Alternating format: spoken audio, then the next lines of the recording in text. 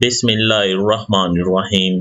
अज़ीज़ तलबा, अस्सलामु अलैकुम। यूनिट 13 इलेक्ट्रोस्टैटिक लेक्चर 3 में आज हम पढ़ने जा रहे हैं कॉलम्स लॉ। कॉलम्स लॉ हमें क्या बताता है, आइए इन डिटेल देखते हैं। इससे प्रीवियस लेक्चर्स में हम ये तो पढ़ चुके कि अगर दो चार्ज बॉडी हैं तो वो अट्रैक्ट करेंगे या रिपेल करेंगे, लेकिन ये हमने नहीं पढ़ा कि what is the value of force of attraction और रिपल्शन। वो जो अट्रैक्शन या रिपल्शन की वैल्यू है, वो फोर्स कितनी होगी, कम कब होगी, ज्यादा कब होगी। और इसके अलावा अगर हम चार्जेस की मैग्नीट्यूड मिकदार को कम या ज्यादा करें तो उस फोर्स पे कुछ कम या ज्यादा होगी, कोई असर होगा या नहीं होगा। नंबर 3, अगर उन चार्जेस के दरमियान फासले को हम कम या ज्यादा करें तब उन पे लगने वाली फोर्स पे कुछ असर होगा या नहीं होगा। तो इन तमाम सवालों के जवाबात एक फ्रेंच साइंसदान थी चार्ल्स कॉलम्स, 1736 से 1806 का उनका दौर है। उन्होंने एक्सपेरिमेंटली इन तमाम के तमाम सवालों के जवाबों को प्रूव किया और हमें एक लॉ बना के दिया। वो लॉ कहलाता है कॉलम्स लॉ। तो आइए देखते हैं कि Coulomb's law of electrostatic induction क्या है।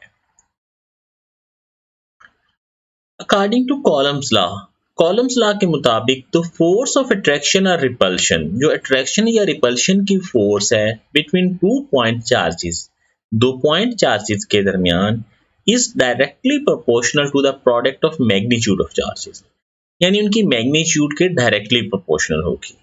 मतलब इस बात का क्या है कि फर्ज करें एक चार्ज है तो उसमें कम होगी फोर्स, अगर हम चार्जेस को डबल करते हैं तो फोर्स डबल हो जाएगी।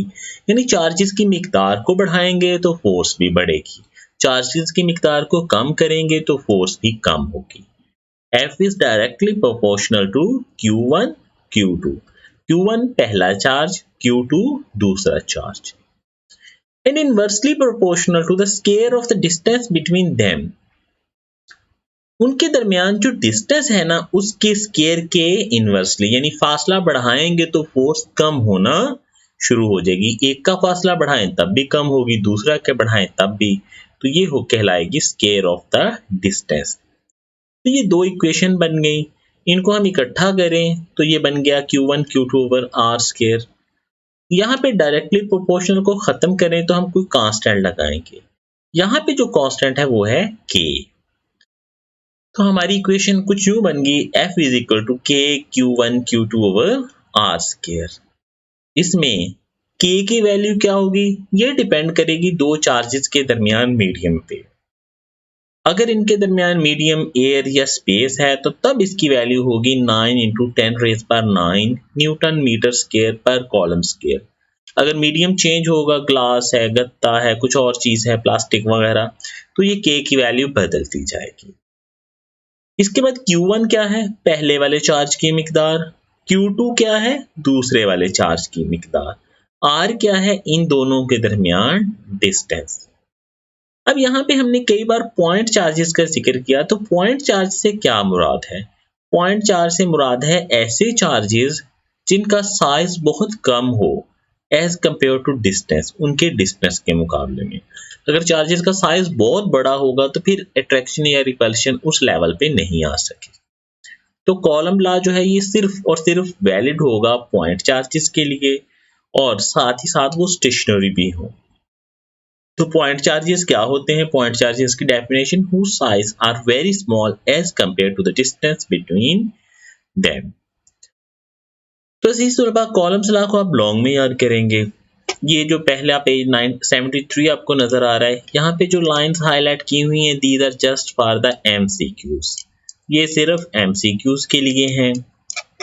पेज 74 पे ये कॉलम्स लॉ की डेफिनेशन और इक्वेशंस हैं, ये आपने लॉन्ग में याद कर लेनी है। इसके बाद इसमें K क्या है, Q1 Q2 क्या है, ये बताया हुआ है, ये आप अपने लफ्जों में लिख सकते हैं।